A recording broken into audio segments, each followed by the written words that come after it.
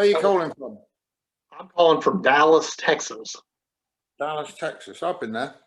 Yep. Yeah, I know you have. The grassy knoll. I've walked down that street that's not far from there, where it's a bit like, where is it like? It's a bit like Melrose in LA, a little bit.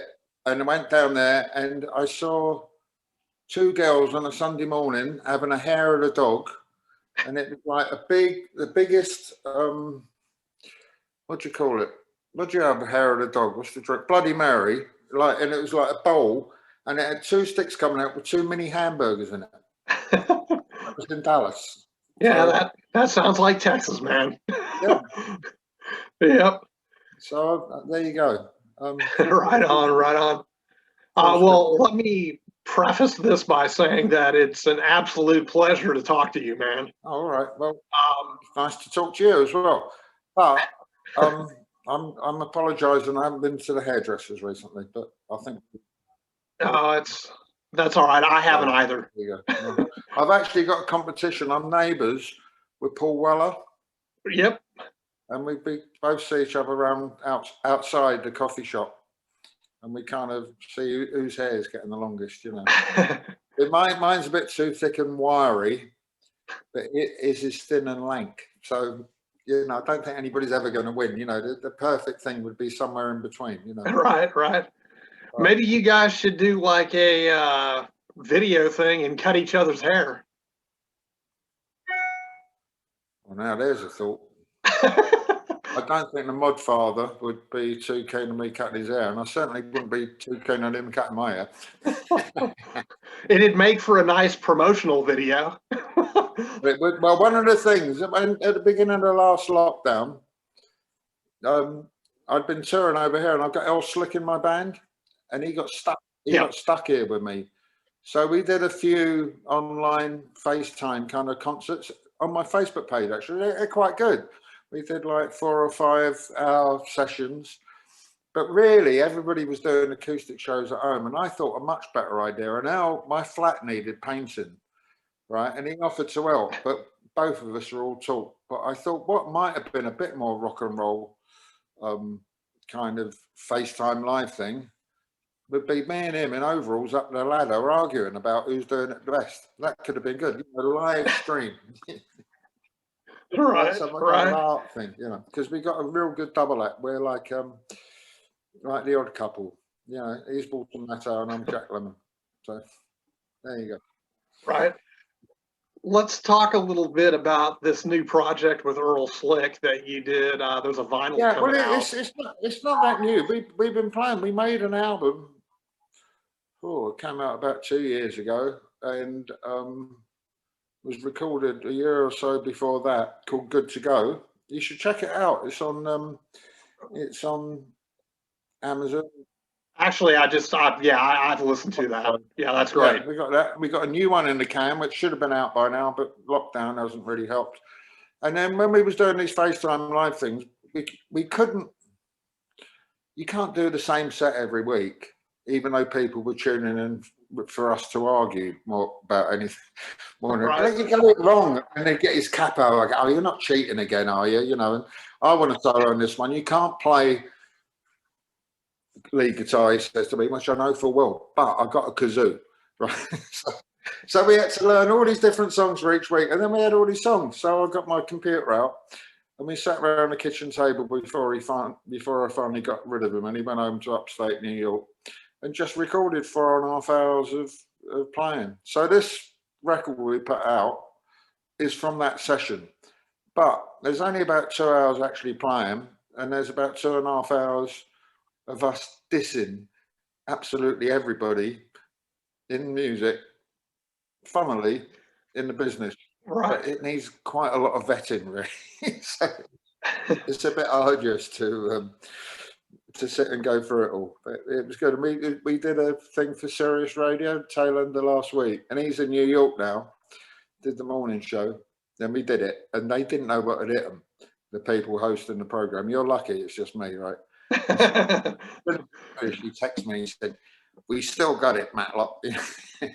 Right now, so then what is the vinyl that's coming out? Well, Like, what is it exactly? Because I didn't get a chance. I haven't heard it. Yeah. It would help if you'd heard it. But it's just acoustic versions of a couple of songs. It's kind of got a good feel to them and stuff.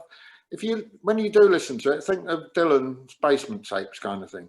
Okay. And basically, a friend of mine, a guy called John Halperin, who's like a booker in California, and I did some shows a few years back because I do quite a lot of solo one-man shows. Gets me around the world. Through lockdown, he couldn't book anybody, and he said, "I'm thinking of doing like a little limited edition vinyl only label. Have you got anything?" I said, "Well, I've got all this stuff." So we done this one thing. I might do another one and another one from all this stuff I got recorded. Cool. Okay. It's kind of no big deal, just for fun, really, you know. Yeah. No, when we got the press release, there wasn't any like samples, which usually there's like samples of the music and stuff. So yeah, I didn't get a chance to really hear anything. Yeah, but we've got to be awkward, you know. Right. You're supposed to go and buy it. That's the idea. Right. Now, where are you living now? Like, I know you're in London, but I mean, whereabouts? I've been there a while back. I live in a place called Maida Vale / Little Venice. Okay. And it's called Little Venice because there's two canals that meet. And there's a little island in the middle where the ducks live, and where Adam Nebbs, who used to drink in my local, got pissed one night and his mates rowed him out and left him on the island. All right. But I think he used the water because he actually moved to Hong Kong. So he's living in Hong Kong. Interesting. Okay. All right. Let's see. You're getting a little bit of local folklore there. Excellent. Yeah. No, I was actually there in 2016, and I went to World's End. Oh, okay. The shop. Yeah. And they buzzed me in, and I got to go in and check out everything, and that was pretty legendary for me to be able to go in and see all that. I know there's a lot of people that still go there. Do you go there at all, or? Not really. I should go down there because I'm sort of friends with Vivienne Westwood's younger son, Ben, and I did some interview and he promised me a pair of shoes. And, you know, those bondage shoes, and I didn't have my size in at the time, but now when I go down there, I don't go down there very often because it's a bit awkward to get to. It's nowhere near a tube station. You have to change buses 3 times, and if I drive down there, there's nowhere to park. So it's and they probably still won't have the same size shoes, my size shoes, and so it's one of those things. But I've got something over them now. Every time I see him, you owe me a pair of shoes, right? Right. It's good sometimes. It's, you know, it's not having the pudding, it's the proof is the thing, you know. Yeah, right. Little sword of Damocles hanging over all these few people scattered around your lives. Yeah, only for fun, but it's good. Right. Yeah, I was interested in the fact that the lady that runs the place now is American, and she was a Mormon. That kind of, I was like, oh, that's interesting. Who runs it now then? I can't remember who it was, what her name is exactly, but she was the manager. Right. Okay. She just ran the place for Vivienne, you know. Right, been down there for quite a while. Yeah. What it's like now, it's different from when I worked there. It was a teddy bear shop when I worked there. And then something sex, you know. So. Yeah. No, I knew it was different. She gave me she told me about the back room and how they changed it because everybody would go back there and do their drugs. So they had to block it off. But no, it was cool for me to be able to go there, you know, and see that piece of history, you know, for me. Because me being a big Sex Pistols fan and growing up, you know, and I'm not going to make you talk about that a lot because I know you're like, great. I've got a poster, look. You say that? Yeah, I see. That's a rarity. That's from a show we did in Moscow in 2008, I think. So, right, right. So what you're doing now, and obviously that was a long time ago, but what you're doing now and what you were doing then is very, very different. well, And deliberately so. right, I think it's still got a similar spirit. You know, I'm a rock and roller. I put my sure, feet in punk, but I like all kinds of music. On the new, well, actually, on the single, there's a version of a song I've always liked, and every time I do an album, on the last album we was talking about Good to Go, I like to throw in a curveball, and there's a pretty damn good version, even if I say it myself, of Montague Terrace by Scott Walker, right, which features Slim Jim Phantom on drums, but not only on drums, he plays timpani, you know, kettle drums on it. And there's not many people can have one of the Stray Cats playing kettle drums on their record, but I've got it. Yeah. And on this new album, and the B-side of the single, Consequences Coming, we put out, is a pretty wacky version of Constant Craving by KD Lang. Oh, yeah, I saw that. I did see that. Yeah, that's pretty cool. And on the new album that's going to come out, it's a full band thing, but on this, it's just me and Elle playing. But, you know, I like to do something a bit kind of different. So I've got some rockers and always liked a big ballad. Big fan of Anthony Newley and Jacques Brel and people like that. So I'm 64 and a half now. You know, nobody's beating down my door to offer me a multi-million-pound record deal. So I make a record because I fancy it, because I've written maybe 11 songs and then want room for a cover. I might as well do what I want. If people like it, great. If they don't, it's their loss. So right, right. Have a laugh. But by doing what I've done, I'm quite pleased. You know, I can have people like the caliber of Slim Jim and Earl Slick, and I'm probably going to put out a new EP with a couple of tracks from the album. And my mate Chris Musto plays drums on it over here on the new album. He's played with loads of people like Nico and Thunders and Sylvain and stuff. But I was talking to Clem Burke the other day, and he's actually going to put the drums down in LA for a couple of the new songs that I've written. So, you know, it's good to, and they're kind of good players, but they're also friends. And right. You know, so. Isn't it interesting how things have changed over the years? I mean, you were back when you had to be in the studio and you had to play with other people, and now it's like you can record with somebody a million miles away. Yes. Talk about that a little bit for you. Like how is that? Well, it's kind of good that you can do that. It's more fun being in the studio, but it's not always actually more fun. Sometimes it's longer. I've been doing quite a few bass sessions for people. I've done it. I did a session that's out. I don't know what happened with it. It was like some charity thing. Clem played drums, sent the drums over. I put the bass on it.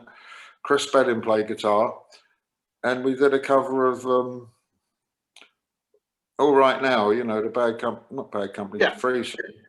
Yeah. But you know, singing it, and I'm actually pleased to be on a record. Arthur Brown, you know, from The Crazy World of Arthur Brown. So I'm on a record with that. But we never met up. We was all in different places. And right. Then my mate Neil X, who does a bit of playing with me as well as Elle, and Chris are doing. They're going to reactivate the Johnny Thunders tribute album that my mate Chris got together, and they're going to do a cover of Pirate Love. So they're in the studio now. I couldn't go in because lockdown. I didn't really fancy. But they're going to send me the drum and guitar tracks over later on. I'll put some bass on it, and then Mike Ness from Social Distortion is going to sing it. So cool. That's very cool. So, you know, so there you go. And I know Mike because I did an LAMF tour with him 2 or 3 years ago with Walter and Clem again. So everybody's in the same kind of loose sort of rock and roll circle, and everybody, you know, don't know if people play better than each other, but when you get to a certain standard of playing, you tend to play like your personality. And if one guy can't make it, another guy's just as good, and he's the same but different, you know, and it keeps it fresh somehow. Yep. Yeah, no, definitely. I get what you're saying. But but then that's almost a bit like when I was a kid and growing up, and you get a record by, I don't know who, Mick Jagger would do an offshoot record or somebody else, and there was all these names on it, like Bobby Keys is on one record and he's on another record, and Jim Keltner's on all these things, and it's like my version of that somehow. Right, right. Something else that I kind of wanted to get into, and I'm sure maybe you don't agree, but it seems to me like when you're in America, you're always influenced and you always want to sound English, like UK. Do I? Well, no, not you. And then, like musically, like the influence musically seems to always, if you're in the US, everybody wants to kind of have the UK sound. Oh, I see. And it seems like when you're in the UK, there's a lot of influence from the US music. Yeah, probably. And yeah, I think you're right. But then I don't think it used to be like that. I don't think Americans particularly wanted to sound English, possibly until Green Day came along. Right. Well, they should. Well, yeah, but but then on the other end, there was all the bands that came out after the British invasion, in the 60s. Sure. Right. The reason I was asking is because when I listen to your stuff, it's very, very Americana. Well, that last album I made, Good to Go, I had 2 Americans playing on it, deliberately so, because I've been doing loads of acoustic shows. This is what happened. I've been doing loads of acoustic shows. I'd written a whole bunch of songs that I was used to playing acoustically, and I was beginning to think about doing an album.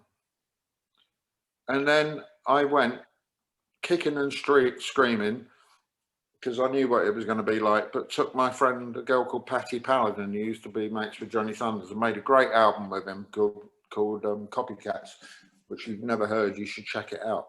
There's a great version of She Likes to Mambo on it, which is like an old Mambo song from the 40s.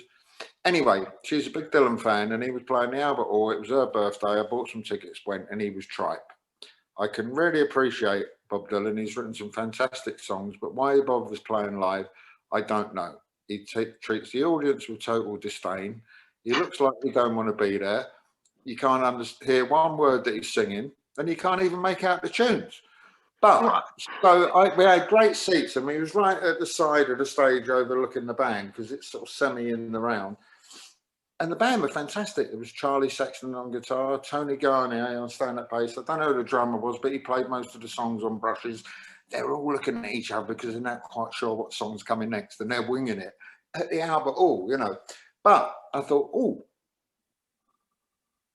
it's kind of not too loud and quiet, and too loud and a bit quiet and stuff. I thought maybe I could do something like that for my album. Who do I know who plays drums like that? Slim Jim. He's only got half the drum kit. So I asked him if he'd be up for doing it. He said, sure. And I said, any ideas for a guitarist? And he said, well, how about Earl Slick? And I didn't know he knew him. And I'd done some work with Earl with Clem a few years prior to that. So it just all fell into place. Right. Well, and he wasn't doing much at the time. And, where are we going to record it? Slim Jim was in LA. I was in London. Earl was upstate New York. And there was a studio I'd used before called the Clubhouse in Rhinebeck.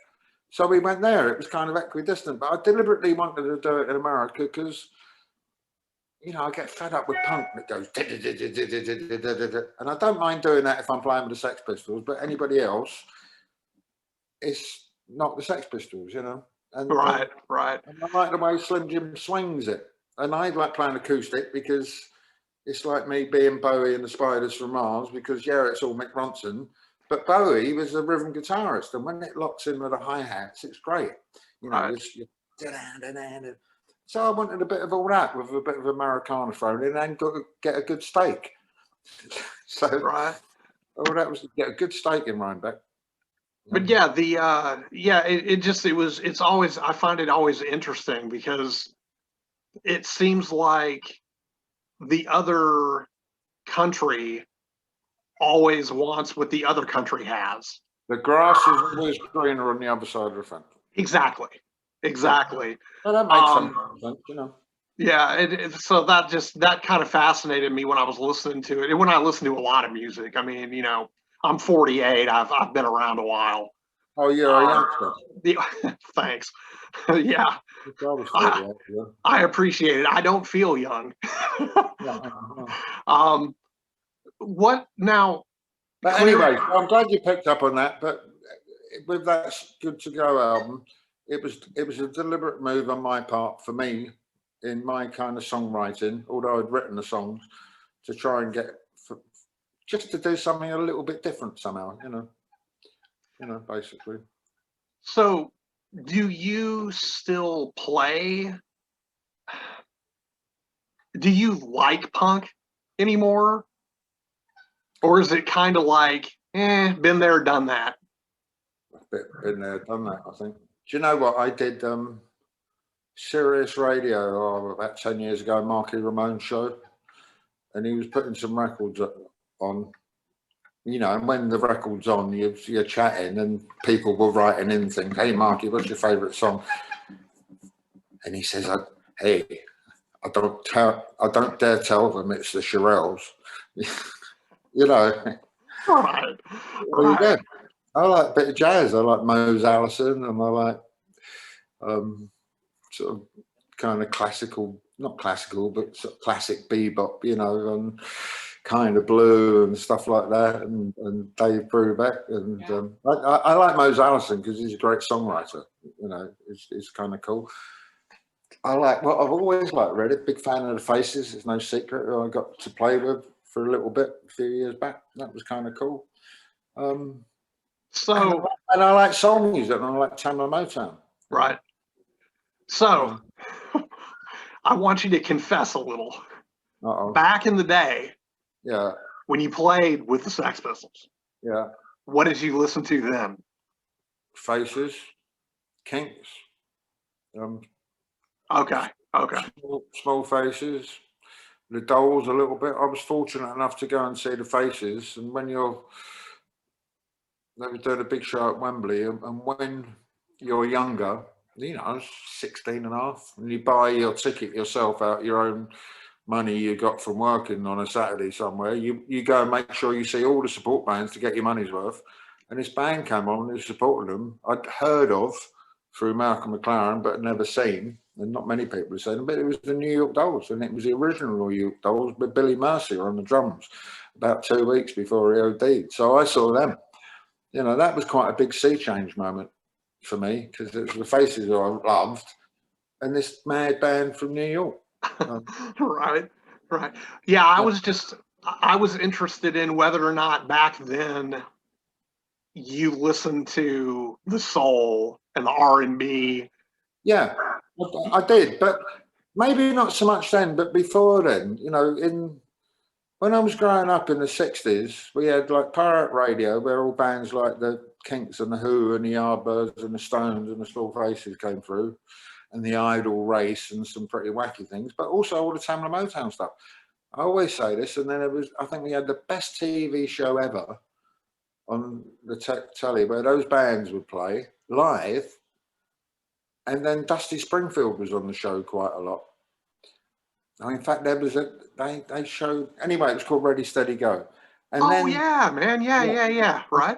She discovered Tamla Motown, and they came over, and nobody was going to the shows. And she got on the show, Martha Reeves and the Vandellas. She got on Sam Cooke, Otis Redding, Junior Walker. They'd all play live. There's a fantastic, and there was this program on this Christmas just gone, like the best of Ready, Steady, Go. And I always get confused. It was either Sam Cooke or Otis Redding, and they've got interviews with people, and they got Chris Farlow, you know, Out of Time. Do you know Chris Farlow? He was like a sort of rock and roll soul-ish singer. Very good. Maybe not.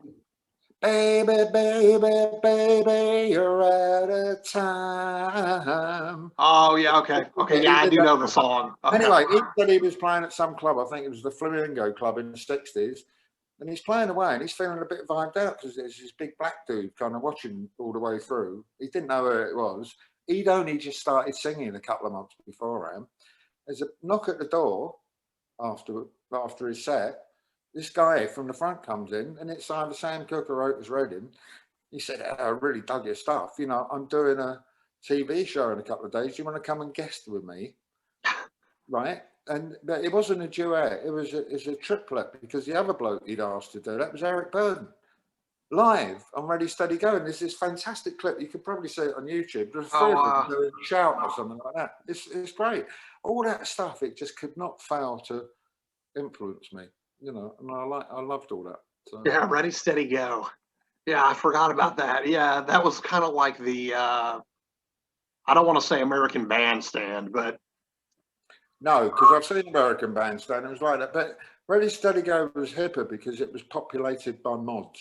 Right, right, it was a real big thing in the 60s, and they were the coolest, sharpest people. And there's a girl on it who this is quite funny, I met, right, who was a dancer on Ready, Steady, Go, and she was like the top mod girl in town. And I went down to some club and invited her out. But when I was about 10 years old, I lived in a place called Kensal Green up the Howe Road.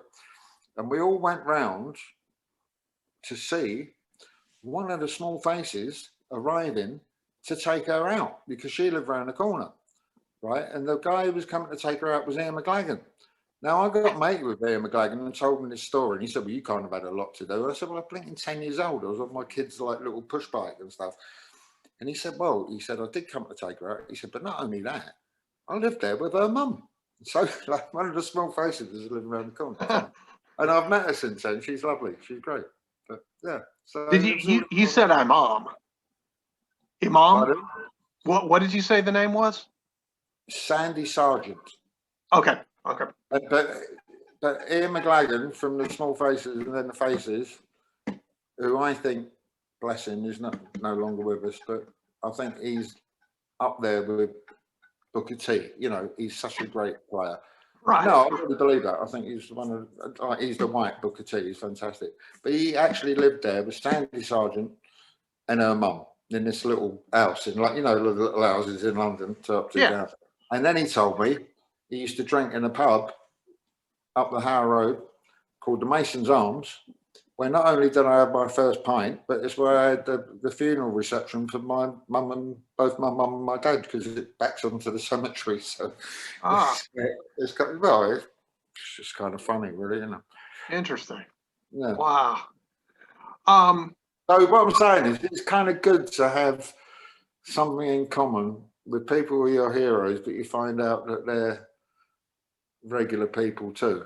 Right. You know? Yeah, totally. I mean, one of the best things I ever did, but I had a band after the Sex Pistols called the Rich Kids. We didn't do anything in the States, but the guy who produced us was Mick Ronson, right? And I got his family are lovely. I got friendly with his family. And when he was ill, I went to East London where his sister Maggie lives. And we went to a dog track, you know, like greyhound racing with Mick Ronson. Right, to get him for something to do. And it was really funny. It was all putting bets on. And how long does it take for a greyhound to run around a track? I mean, they're pretty fast. So the race starts and he starts running off. I said, where are you going? And he said, that dog on the outside looks good. And he was going to try and put another bet on number 8 on the outside lane before the race finished, which was preposterous. He'd never do that. But I actually did that with Mick Ronson. It was like, hey, you know, so there you go. And another Mick Ronson story, you know, the shop you went in, World's End it's called now, but it was called Let It Rock when I was there. Mick Ronson and Ian Hunter came in one day and I sold him a pair of pink leather loafer shoes, and he had very small feet and I had to get all the boxes down, and he had like kind of size 6 feet or something like that. So I'm wrapping up the shoes that he'd bought and I heard a noise and I thought, what's going on? I turned around and there's Mick Ronson up the ladder. I said, what are you doing? And he was putting all the boxes back for me. Oh. he said, you must be really annoyed with me getting all these boxes done. I said, no, don't be stupid. You're Mick Ronson. Anyway, I sold him the shoes and he left. And that was at the shop? That was at the old shop? That was in the old shop. 2 or 3 years later, that movie came out, which isn't very good, but it's kind of an interesting arty thing, Ronaldo and Clara, which is about the Rolling Thunder tour. So I'm watching it, and there's Mick Ronson in it, and guess what? He's got the shoes that I sold him. I told everybody in the cinema, and they go, shh. I like things like that. It's daft, you know. Right.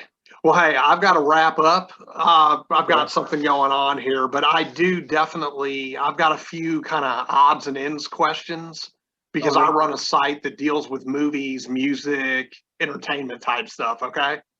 Right. So just fire off some answers. Let me know what you think. All right. I know the answers. I know Lima is the capital of Peru, but there you go. Do you, and these are going to these might be kind of weird questions for you. I don't know. Do you have a favorite superhero? And if so, why? Oh, favorite superhero. I used to like early Iron Man. Okay. You know, the very first Iron Man. And my kids, when they were little, they bought me an Iron Man thing. And although I was appreciative of what they thought was #1 Iron Man, which had a red and yellow costume on, I said, it's great. But you know what? There was an Iron Man before that, which was all like rusty metal. And they didn't believe me. And I managed to track it down from one of those places that do, you know, memorabilia for films and things. Right. And then, so I kind of proved that Dad knew a little bit more about Iron Man than them. So yeah, Iron Man was cool. Cool. All right. If you had to choose one movie or TV series to watch, what would it be? Ooh. Well, Ready, Steady, Go, but it's not really a TV series. It was a fantastic show in the 60s that I was a bit too young for, but you can find on YouTube, and it's called Gurney Slade, right? Do you know it? And yeah, I've heard of it, yeah. The main actor in it is Anthony Newley, and it's weird. It is so surreal. There's no dialogue on it, apart from what's going on in the guy's head. Nobody talks to each other. They all talk to each other with their thoughts, if that makes kind of sense. Right. It's a real thing, but I think Monty Python got quite a lot from it. It's wacky, so check that out. Okay. Cool. Any favorite movie? Cool. Okay. All right. Do you know that movie? Yeah, I know about it. Yeah. Yeah, it's a savage indictment of the art world. All right. It features Oliver Reed and Tony Hancock, who's like one of England's greatest comedians, but had quite a sad life. All right. The So The Rebel. All right. It features beatniks. There's a great scene in it where there's all these beatniks, and he asks the girl, he said, but why are you dressed like that? And there's about 30 of them, and she goes, well, I want to be different. And they're all exactly the same as each other. Right. Yeah. It's silly, but it's kind of quite pointed as well. You know? Right. Would you consider yourself to be a religious or spiritual person, and does that affect your career choices at all? I'm ever so slightly religious when I'm on a plane at 35,000 feet and it gets a bit bumpy. But who knows the secret of the black magic box, you know? I just think you kind of got to be honest and kind to people. And I believe in karma. Not in a hippie kind of way, but I think what goes around comes around. Okay. All right. But it's quite a good saying in England, when you're at school or you're joining the army or something like that, they say, are you a Catholic? And you go, no. They go, are you Jewish? No. Are you Muslim? No. And they go, oh, you must be Church of England then. Yes, Church of England. So that's kind of my religious experience. Okay. So you're not like religiously leaned any certain way? No. Okay. All right. I went to a church school and we had to go to church services and things like that at Christmas and Easter, but not a big deal thing. But I'm not vehemently against it either. I don't know. I suppose I'm a sort of agnostic. Okay. All right. All right. Yeah. No, that's just I ask. If I get dragged to a carol service at Christmas, I quite like going for the, you know, it's Christmas. I will join in with the singing. Cool. And I know All right. most of the tune, but. All right. All right. Well, why don't we close with you kind of giving me, is there anything you want to promote aside from, I mean, obviously the vinyl that's coming out? Anything else coming up? It's vinyl, which is out, but it's very limited edition and it's probably sold out already, but do check it out.